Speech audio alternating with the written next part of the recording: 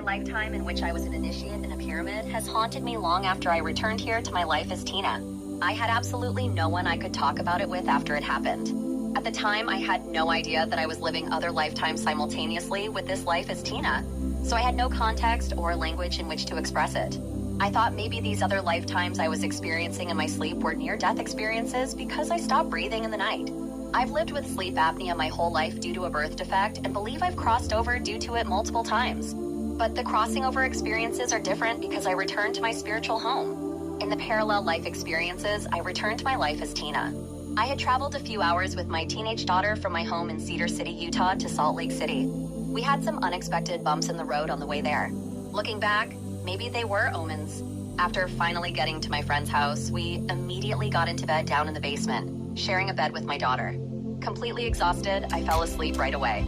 The next thing I knew, I was in a pyramid, or rather, on a pyramid. I was with others gathered on the outside of the pyramid, about to enter an entrance. We were all wearing black robes. I had complete memory of my life as Tina, but also knew that I was someone else in this life. I knew I was supposed to be there in this lifetime. I knew that I was an initiate and that I was about to go through an initiation. I was frightened and did not want to go through with it, but I knew I had already chosen to go through with it. This was part of my path, part of my journey. There was no going back for me. I don't know why I didn't question that. I wish I had. I'm not sure that I had a choice. I was taken into a tomb where I was sealed inside, alone in complete and utter sensory deprivation. As I lay there, I began wondering what was in store for me. After being there for a very long time, I remember beginning to panic, wondering if I would ever again see the outside of this pyramid. Fear is not adequate enough of a word. Horror and terror don't even come close to the feelings I had inside that darkness. I understood that I would be spending 1,000 years sealed in this pyramid. There was a knowing that they had the technology to keep me there. My mind began to crack. I snapped, broke, and shattered endless times. Just as many times I rebuilt my mind. I became very adept at keeping myself calm, talking myself through every second of those 1,000 years. I felt every bit of it. There is absolutely no doubt in my mind that I spent all those years in there, alone, completely shut off from everyone and everything. I kept wondering when someone was going to come get me and tell me that my initiation was complete. But nobody ever came. When I completed the 1,000 years, I woke up back here in my life as Tina next to my daughter in my friend's basement. I had to pee so terribly bad, but I couldn't move my legs. I was paralyzed from the waist down. I began to shake my daughter, waking her up so she could help me get to the toilet. I was frantic in more ways than one. To say that I was traumatized couldn't even begin to touch where I was at in my mind, in my soul, and even in my body.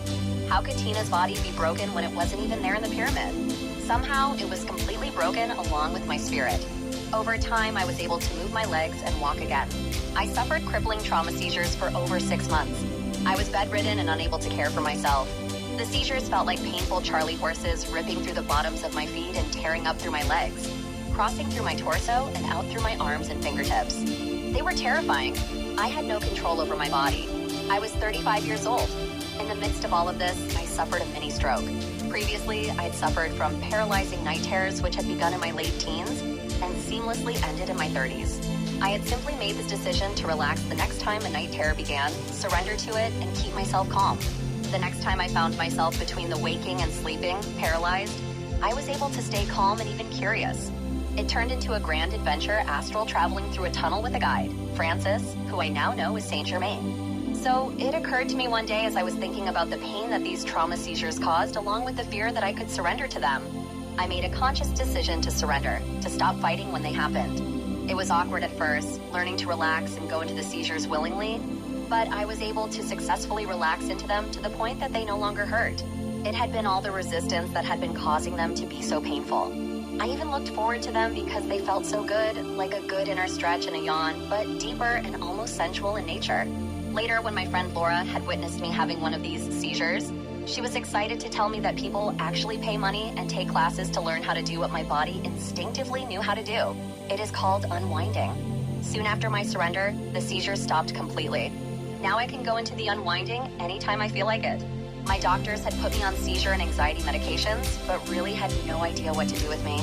Of course, I didn't tell them I was a wreck because of that time I got sealed in a pyramid for 1,000 years. My life began to spiral out of control at this point, especially in regards to doctor-prescribed drugs and my need to self-soothe with other substances and romantic relationships. It marked the beginning of a decade-long battle with trauma-induced addiction. It was the precipice of my dark night of the soul. A few years ago, I began to share this experience. A friend with fine-tuned psychic abilities told me that I had died after being sealed in that tomb in the pyramid. He said this pyramid was located in America. I resonate with this version of events. I do feel like this experience was a way for me to burn massive amounts of karma, as well as to build up a tremendous amount of energy stores. To say I had insomnia after this event would be an understatement. I was terrified of going to sleep not knowing where I would end up. I have since, of course, done shadow work with this, as well as canceled any more initiations I may have contracted to do. I think about it every night less and less now, almost 20 years later. I do have a more positive initiation I experienced in another lifetime, which I will be sharing. Stay tuned.